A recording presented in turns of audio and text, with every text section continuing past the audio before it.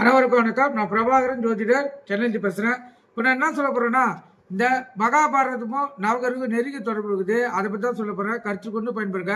மகாபாரதத்தின் முக்கிய கதாபாத்திரங்கள் 9. 9 கிரகங்களின் குணம் சாரத்தை பொறுத்தே ஆச்சாரமாக ஒன்றாகும். குருவின் அம்சமாக விளங்கியவர் தர்மர். அவர் குருவின் குணமாக நீதியும் தர்மம் பொறுமை என்னும் குணங்களை பெற்று செயல்பட்டார்.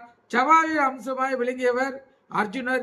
செவ்வாயின் குணத்தை பெற்று அவர் வீரனாகவும் சூரனாகவும் காம இச்சை அதிகமுள்ளவராகவும் இருந்தார்.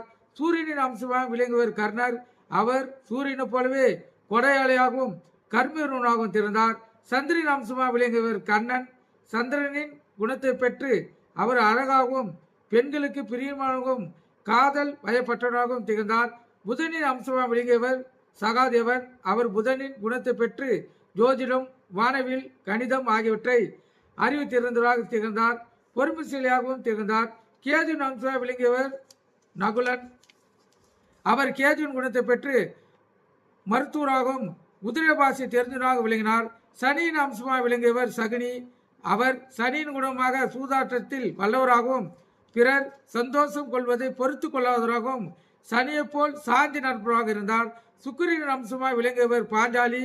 சுக்கிரனின் குணம் காமசுகம் அளித்தல்.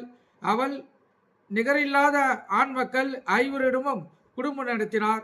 ராகுவின் அம்சமாக விளங்கியவர் துரியோதனன்.